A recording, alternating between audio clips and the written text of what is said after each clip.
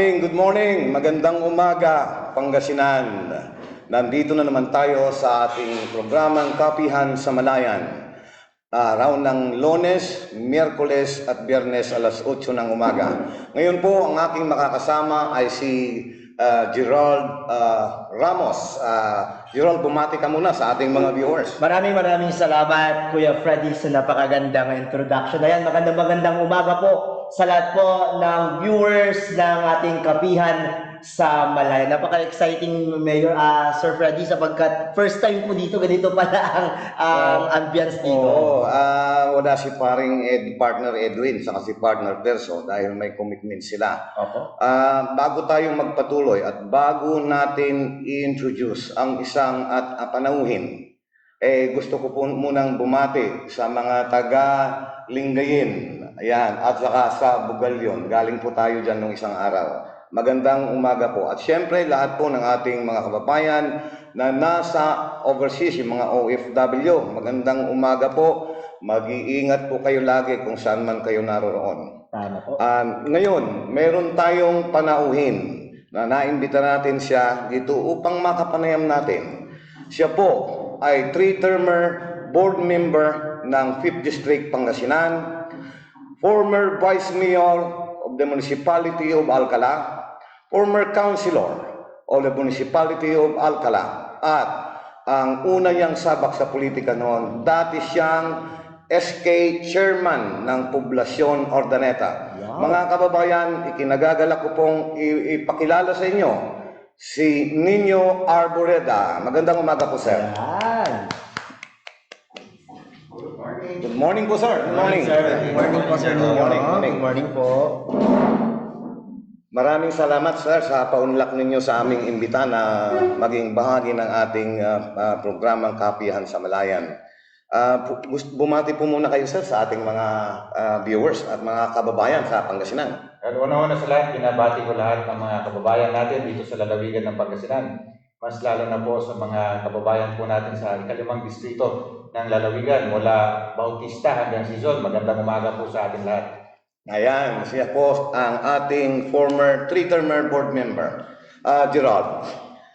Since nandito ang ating kaibigan, si Nino. Kaibigan ka ako kasi ito, nagkakilala kami. Parang ang tagal na namin magkakilala. Yes, Sir Fred. Kaya ganitong makisama itong taon to. Opo. Bago natin siya isa lang sa hot seat. Nervous na ako. Gusto mo muna siyang kausapin at may mga inhinanda ako ditong mga katanungan. Ay, opo. Alam naman po natin nung bago po, nakaupo po ang ating mahal na dating board member ay isa po sa matulungin, lalong-lalo na sa mga kabataan. Wala pong makapagsasabi ng taong ito ay may mga bagay na nagawang hindi. Sapagkat lahat, kapag kinausap mo ito, at hihingi ka ng pabor, hindi ka magdadalawang salita. Sir Nino, totoo lang, medyo na-starstruck ako. Ang gwapo-gwapo nyo ngayon. Marati naman. Kamusta po? Kuya Nino, kamusta po? Well, okay naman, Gerald. So far, everything's okay. Patuloy lang ang pag-iikot natin from the north and to the south. Hanggang maaari, mapuntahan natin lahat. At binisita natin ulit mga kaibigan natin. At muling nagpapakilala. At ganun na rin at the same time kung anong may extend na tulong natin sa mga less fortunate natin mga kababayan. Bueno, patuloy tayo.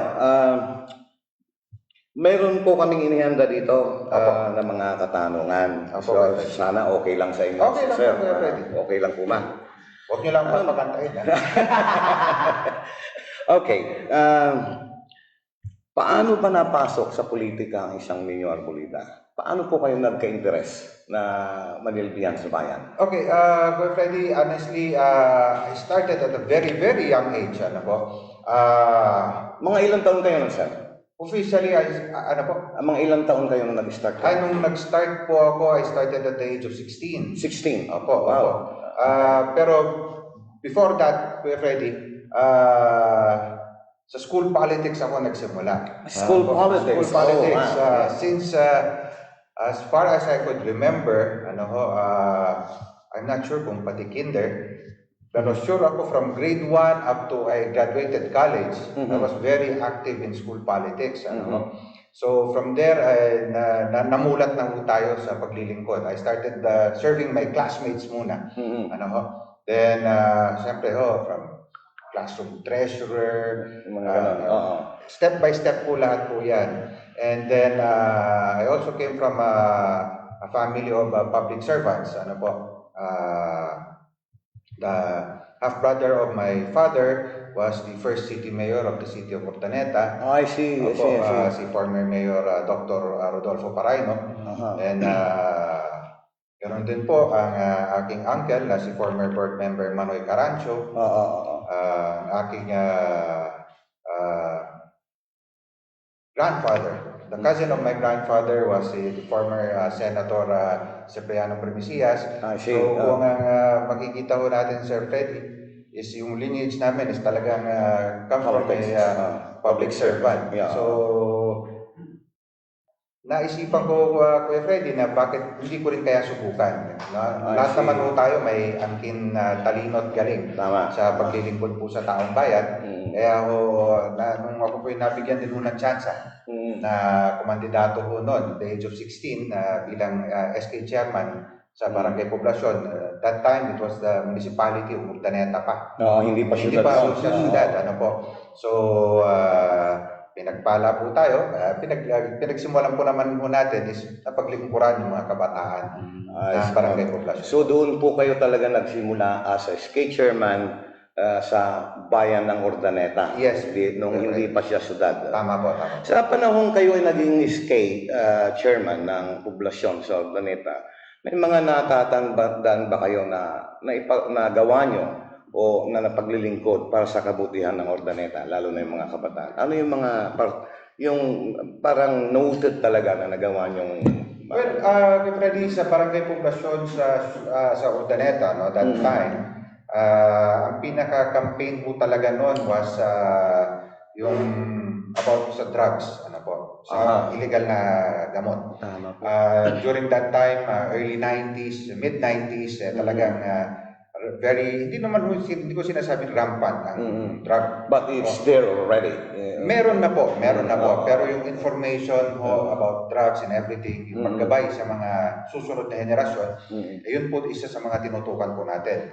Pangalawa po natin po dyan, Kuya Freddy, was sports. Sa kasamaang palad po, hindi po ako swinerte po sa larangan po ng palakasan, sa sports, pero I was one of the advocates din po sa bayan mo ng Urdaneta that time na makadiscover at masuportahan ng mga kabataan na atleta. Sa mga atleta po natin. So hindi lamang po sa basketball po, kung hindi po sa from volleyball, tennis, table tennis, track and field, all kinds of sport during my time. Kayo ay naging konsihal sa bayan ng Alcala. Tama po. Ilang term po kayo noon, sir? Isang termino lamang po bilang konsihal po sa bayan. Tapos umakyat kayo as Vice Mayor. 2 terms naman po. 2 terms naman po kayo. Maganda yung simula nyo, sir, from konsihal, 1 term, umakyat kayo as Vice Mayor, pinalad kayo, 2 term. Tapos umakyat kayo pagka board member. Tuloy-tuloy. Undefeated pala ang inyo Arboleda. Kaya nga. Undefeated. So, yun nga po sinasabi ko palagi. I started serving the people sa barangay level. Kasi as an SK chairman, you're an ex-officio of the barangay council. So, simula ho ako sa barangay, to munisipyo, to the province. So, step by step, sabi nga ho nila, ang paglilingkod ko po sa taong bayan. Sa inyong paglilingkod noon bilang konsehal at vice mayor ng bayan ng Alcala, ano ang particular na nagawa nyo para sa bayan ng Alcala? Baka meron po kayong gustong i-share sa ating mga viewers para po naman sa kanilang kaalaman. Okay, sa paglilingkod ko po sa bayan po ng Alcala for the past 9 years of my life, kasi 3 terms na konsehal, and 1 term na konsehal and 2 terms na vice mayor. During that time, my partner, the former Mayor Collado, our goal was to elevate the lives of our kababayan. So, makagawa ho kami ng difference doon sa mga naunahong naglingkod po sa amin. Ano po? Ngayon po, specific law, a specific thing that we did is, isa nga po, Kuya Freddy, na nabanggit ko kanina, is yung mabago yung pamumuhay po ng mga kababayan po. May iangat. Iangat po, opo. Kasi the municipality of Alcala is an agricultural town. Ano That's po? right, yeah. Main product po namin is tobacco, onions, and rice, and corn. Ano po, yan po yung mga yan. So, we made ways na mapabilis ang proseso ng kanilang pagtatanim, ano po, pag-harvest, at the same time po yung pagbebenta po nila. Tama po yan, produkto napakaganda natin. po ng mga nagawa nyo ngayon. Kasi para sa akin, alam niyo sir, ang isang magaling na leader, hindi lang dapat mag-lead. Opo. Dapat i-guide niya Opo. ang Tama kanyang po kayo dyan, constituents. Tama po Tama kayo dyan. Kasi kung mag-lead ka lang, wala. Kung dapat i-inspire mo yung mga tao, i-guide mo sila through prosperity. Tama Yan po. ang magaling na leader. Di po ba? At nandito po ang ating kaibigan, si Sir Nino Arboleda. Yan, Batang Alcala, Batang Ordaneta. Ngayon po, kayo po ay nabalitaan namin kayo ay tatakbo Wow. sa pagkakongresista ng 5th Distrito. Why Congress, Sir Nino? Well, Why Congress? Well, Freddy, again, as I've said, I started serving the people from barangay to municipality to the province. Now, Kuya Freddy, sabi ko nga rin po sa aking sarili na maybe I could start serving the people not only from my province, but in the entire country. Kasi once you get elected as a congressman, you will not only serve your district, but Yes. you serve the entire Yeah, country. that's correct. So, sabi ko nga ho, siyempre ho, sa ngayon, marami naman tayo nakikita mga pangangailangan ng ating mga kababayan. Mas lalo na ngayon sa panahon ng pandemya. Correct. So, naisip ko, Kuya Freddy, na why not try my luck? No? At subukan ko rin ang aking mga ideas kung uubra. Po. At baka mas lalo tayong makatulong sa kapwa natin on a greater level naman po. Tama. Ayan. Mga kaibigan, narinig po natin ang paliwanag ng ating bisita, si Nino Arboleda. Marami pa po kaming mga inihandang katanungan dito. Pero magbabalik po kami pagkaraan ng ilang paalala.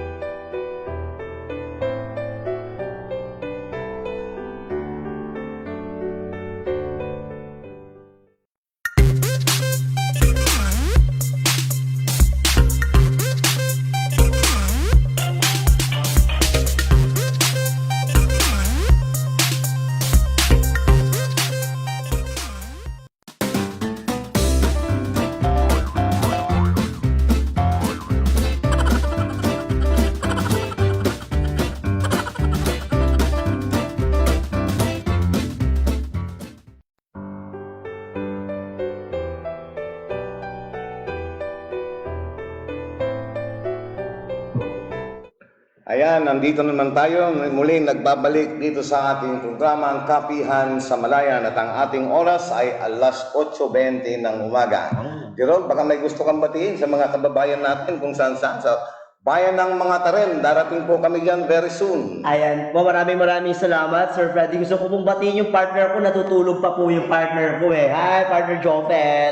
Gising na, anong oras na? Binabati rin natin ang ating mga taga-subaybay dito sa Quinto Distrito, bayan ng Binalunan. Season, yan po kila Madam Alma Lumibaw. Alma Lumibaw. Magandang umaga po sa inyo. Sa Lawak, yan po kay Mayor Balderas. Magandang umaga po, sir. Morning po. Ka-textmate ko si Mayor nung isang araw. Kumusta po kayo? At siyempre dito sa bayan ng siyudad ng Ordaneta, mga membro ng Kaaro dyan, magandang umaga po. Ayan. Pagpatuloy natin ang ating pakikipanayam kay Sir Nino Arboleda. Alam nyo, sir, alam namin na ang inyong makakatunggali sa darating na halalan dito sa Quinto Distrito ay isang giko. Ano ang level ng inyong confidence na kayo ay magwawagi sa darating na halalan? Well, Kuya Freddy, alam nyo, yung question nyo is... Well, Kuya Freddy, for the past 2 months sa pag-ikot po natin, ano po, nakakatuwa, ano po, kasi going around various places is parang nag-on ka lang ng switch light. Light ng switch, ano? Kasi paglapit mo pa lang sa tao, nabanggit mo yung gusto mong sabihin, agad-agad tumutugon sila doon sa kahilingan mo. Ano po? At the same time, Kuya Freddy, with my reputation, integrity, and character as a public servant, I'm very confident na we will win. Actually, isa kayo sa mga nakilala kong politiko na wala akong narinig na yun ba mayroon siyang ginawang anomalya. Totoo yan, Kuya Sir Isa kayo sa Totoo po mga yan. politiko na Totoo po yan. Totoo yan. Siguro nga, Kuya Freddy, pag nababanggit nga po ng mga tao po sa akin yan, nasasabi ko sa akin sarili, talagang pinalaki ako ng tama ng mga magulang ko. Kasi di ba may maraming mga politiko na banggitin mo pa lang yung pangalan, may dungis na agad eh. Ay, si ganito, si ganyan. Ay, kilala ko yan. Pero si Sir Nino Arboleda, tulad nga lang sinabi ko, isa siya sa mga walang bahid ng kahit na anong negatibo na maririnig ko. Wala talaga. Salamat. Kaya alam nyo, kayong isa sa mga una naming napili na imbitahin dito para maipakilala at marinig naman namin ang inyong mga plano para sa darating na eleksyon o panindilbihan ninyo sa ating bayan. At mga kababayan, Nino Arboleda, Quinto Distrito. Ito po ay talagang nakilala ko po yung karakter niya. Kasi ako tumitingin ako hindi sa panlabas namin yung utindig. Tinitingnan ko yung sinseridad ng tao. Kasi ganun din ako ang gusto kong tingnan ng tao. Yung laman ng puso mo, hindi yung tindig mo o ganito, hindi. Doon po tayo mamaya pumili. Yung sinseridad ng isang tao. At ito po, nandito po ngayon, nakaupo sa aking gawing kanan, Nino Arboleda. May mga katanungan pa kami, sir, dito, pero si Gerald lang. Maraming salamat po. Pero Mayor, bago ko po, Kuya Nino, bago tayo pumunta doon sa aking mga katanungan, meron lang po akong idadagdag na katanungan doon sa ano lang po. Ako halimbawa po, ay kayo po pinalad at maluklok na ating kongresista ng Quinto Distrito. Magbigay po naman po kayo na kahit isa lang po na plataforma na maaasahan po ng ating mga kababayan dito po sa ika-5 distrito ng Pangasinan. Okay, Gerald, tulad ng nabanggit mo kanina kung tayo pagpapalain. Opo. Babalikan lang kita konti. No? Opo. Siguradong pagpapalain tayo. Ano? Gerald, ganito yan. No? Sa mga plataforma natin, marami ho tayong sektor. maraming kanya-kanyang plataforma for each, for the LGBTQI. Maraming salamat. Meron din tayong plataforma for that, no? Pero isa sa mga major na mga plataforma natin, tulad na nababanggit ko pag ako umiikot, is yung trabaho ng mga kababayan natin. Tama po. Kung makikita natin, 5th District po ng Pangasinan has 212 barangays. Ngayon po, saan po ang melting pot usually ng trabaho? Ang trabaho po natin is sa bukid. That's one of the major natin dahil Pangasinan is an agricultural province. Yes. Pero karaniwan makikita natin the southern part of the province. Saan nagtatrabaho yung mga new generation, yung mga hindi tumaan sa farming. They go to Bayambang, they go to San Carlos, Dagupan, Rosales, Urdaneta, Baguio. Diba? Pero karamihan din sa atin is gusto magtrabaho na ayaw umalis. Tama. Sa mga kanilang mga bayan-bayan. Sa kasamaan palad, kung wala mong makitang trabaho dito sa ating lugar, they opt to go out of the country and work. Ngayon po, Sir Gerald, ang aking isa sa mga gustong mangyari is mabigyan ng trabaho. Wow. Hindi lang mabigyan ng trabaho na, halika, marunong ka magwalis, halika, trabaho ka dito. It's not like that, Ay isang trabaho na marangal na pwedeng ipagmalaki at pwedeng pambuhay, hindi lamang sa sarili, kundi sa pamilya ko natin. Pangmatagalan. Pag-aaralan, sir, tulad na nabanggit ko, it's from Bautista to Sison, north to south, ang mga barangays po natin dito. Yung mga jobs na i-create natin bilang congressman natin dito sa ikalimang distrito ng lalawigan ng Pangasinan is magsisimula doon sa barangay level. Yung hindi na nila kailangan dumayo pa sa mga malalayong syudad or sa mga ibang bayan or mga ibang bansa. Dapat ang trabaho is localized. Doon pa lang sa barangay nila pwede na silang mabuhay. Tama. Kasi nga naman, sir, pagka makahanap ka nga ng trabaho, kung halimbawa taga-season ka o lawak ka, pupunta ka pa ng San Fernando, La Union, yung boarding house na doon, pamasahe, ubos na, pamasahe. At isa pa, may iwan mo pa yung pamilya mo, di ba? Kung dadalhin mo nga naman ang hanap buhay just right next to your doorstep, ay siyempre malaking katipiran. Yun po ang tamang dapat nating pag-aralan. Kasi ang i-pattern natin sa ibang bansa, alam nyo ba na sa ibang bansa, lalo na yung mga developed countries, yung mga Big Seven na tinatawag nila, Europe, ganun halimbawa, yung mga likod bahay ng bahay, tapos meron silang maliit na shape, gumagawa sila doon, mga turnuhan, mga ganon, kung ano-ano lang na kaya nilang gawin. Meron sila yung mga produkto na pwede nilang i-market. Sana maging ganon. Kaya lang, ang kwan dito, i-guide nga natin, guidance ang kailangan ng ating mga kababayan. Tama po. May mga katanungan. Yes, sir. Sir Freddy, meron pa po. Last na po, Kuya Ninyo, sa mga nakaraang mga namuno, mga administrasyon, nahihirapan ang lalong-lalo na po kami mga kabataan sa paghanap sa ating mga lingkod bayan. Lalong-lalo na sa inyo, sir, alam naman po namin na kapag alimbawa po at pinalad po kayo maging kongresista ng ikalimang distrito ng Pangasinan, medyo magkakalayo po ang mga congressional office. Siyempre po, halimbawa kung taga-season ka, pupunta pa po ba ako ng ordinata, parang mapakalayo po yung biyahe.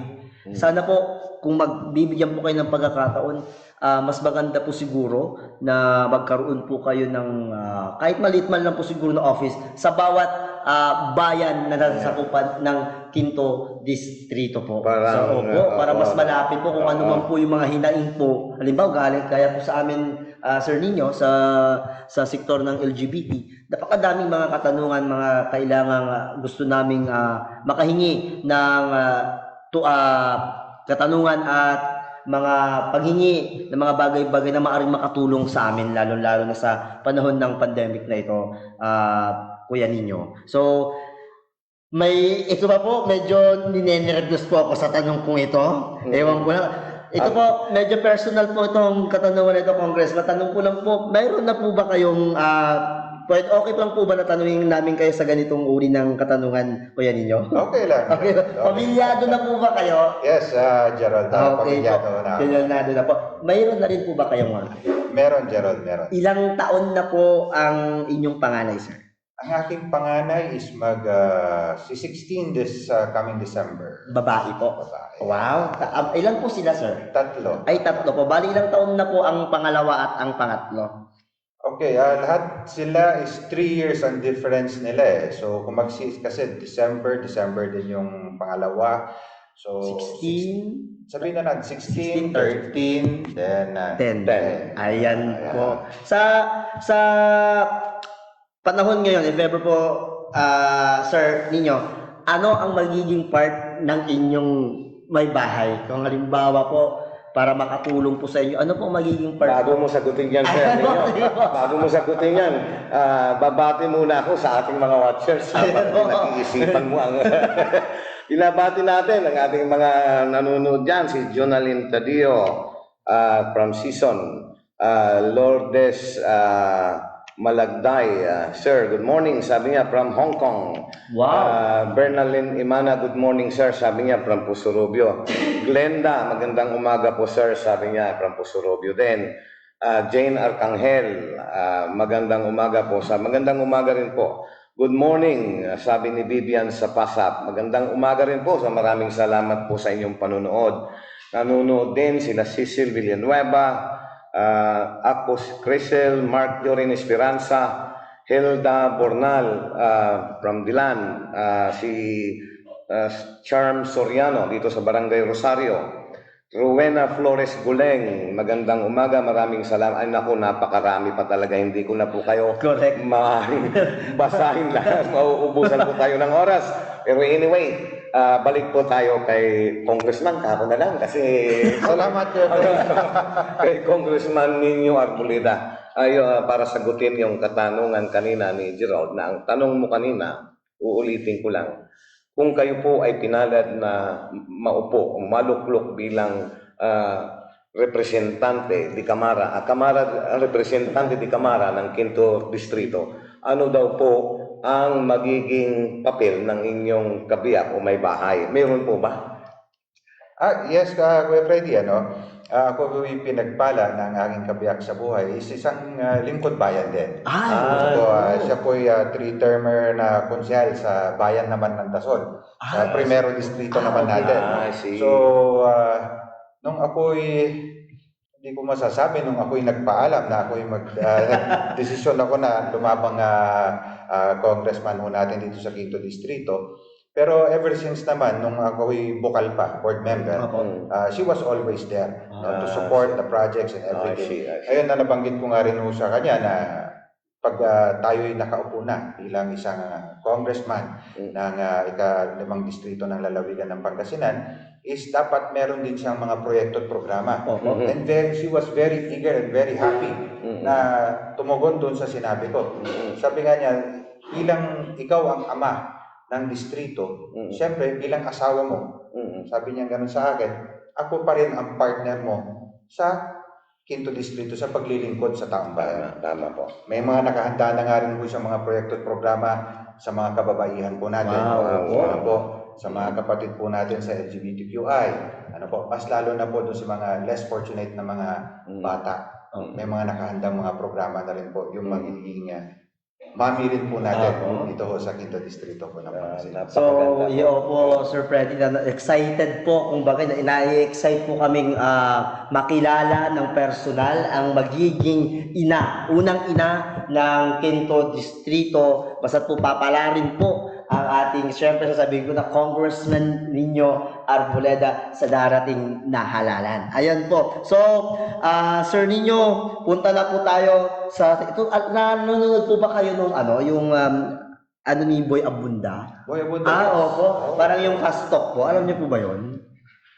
Fast talk. Ayan. Pero hindi naman natin gagainin sa masyadong mabilis. Okay. Mamimili lang naman po kayo sa mga... Ano ba to? Yes or no? May mga ganon, sir. May mga ganon. Select the best answer. Select the best answer. You're going to explain bakit yun po ang napili ninyo. Okay. Sige po. Unang-unang question po. Madilim o maliwanag? Ang alin? Ang maliwanag. Just choose? Yes po. Maliwanag. Maliwanag. Oh, syempre naman po. Bakit po if ever maliwanag po? Depende. Mas maganda kung maliwanag, di ba? Maliwanag ang tinatahak ng ating bayan. Okay po. Kasi iba ang pumapasok sa utak ko. Pastor, medyo na. Akala ko na po, ano yung sasagutin, parang nininervous ata si Congressman sa mga tanong. Actually, in my 20 years in public service, ngayon lang ako na-interview. Okay ba? Sunod po natin, malamig o mainit? Mainit. Mainit. Mainit sa laban or mainit sa pagbibigay ng serbisyo publiko Parang sa pagmamahal din. Parang sa pagmamahal. Mas syempre. masarap yung mainit ang pagmamahal. Tama. Kaysa sa malamig. Okay, Tama sa bagay, po. tama po. Susunod po, magaganda naman po.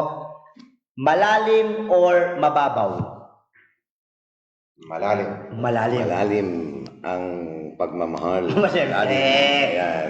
Puti or itim? Puti. Puti or itim? Di ba pwedeng red na lang? Red na lang po, tama sa bagay naman po. Tama. Para nagkamali po yata ako dun sa katanungan ko yun na. Sir Ninyo, marunong po ba kayong sumayaw? TikTok. Huling sayaw ko sa buhay ko, Gerald, is I was in grade 3 pa. Ang tagal na po. Okay. Matagal na, Gerald. Matagal na. Matagal na po. Parehang kaliwa ang aking Ay, ganun po. Baka po sa mga susunod pong mga araw, maimbitahan Pero na ito, po. huling tanong na lang. Yes, Ako na sir. lang magbibigay Okay, ng yes, huling sir. tanong. Yes, sir. Pag nasagot ni Congressman to, sigurado mananalo siya. Wow! Ilan ang butas ng Skyflex? 50. 50? Tama ba? Tama! Tama po, ang galing. Ang galing naman. Tama ba? 50? Ilan nga ba? Tama ba? 50 po yun. Nag-review ko 50 po yata. 50-51. Ayan po mga kababayan, napakinggan po natin ang aming panayam kay Congressman Nino Arboleda. Congressman, huling mensahe po sa ating mga kababayang Pangasinense. Okay po, thank you. Una ko sa lahat, again, Kuya Freddy, Sir Gerald, maraming salamat sa inyong pag-anyaya po sa atin dito sa MGM Hotel po natin, dito sa bayan po ng Puso Rubio. At pangalawa po, muli po ako po bumabati sa mga kababayan po natin sa bayan po ng Bautista, mga kababayan ko po sa Alcala, Santo Tomas, Isis, Syudad po ng Urdaneta, Pinalonan, Lawak, Puso Rubio, and Sison. At the same time, pwede ko ba mag-shoutout? Sige. Sigurado ko po, nanonood din po ang Governor's Office po ngayon. Binabati ko po ang ating minamahal na at patuloy na maglilingkod po na gobernador po ng lalawigan po ng Pangasinan. Walang iba kundi si Governor Amado Pogi Espino III. Sir Pogi, good morning. Good morning po, Governor. Natin, na nagsisession po ngayon, Kuya Freddy. Ganun Si ba? Board Member Chinky Perez at saka si Board Member Louis Sison, nagsisession po sila ngayon. Ano po? Ay, Monday po. Isang araw, dadayuhin ng kapihan sa Malayan ang Kapitolyo. Yes, Mag-sit up tayo doon. At pwede na, kasi mobile itong studio eh. Okay. Pwede na din makapanayam si Gob o kaya si mga board member tulad ni BM Rosario. Doon sila, di ba? Pwede natin makapanayam. Yes, Si Sir Pogi Lowy, Sison, at saka si Ma'am Chinky Perez, nandun sila. Ay po, sana po mapanood niyo ang ating programa. Magandang umaga po, Gob. Bukas po yung pangako niyo. Puso Rubio. Ayan.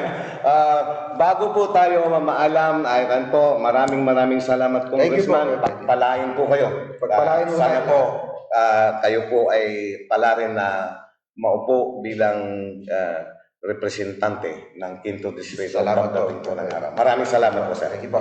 Babalik po ang kapihan sa Malayan pagkalaan ng ilang minuto.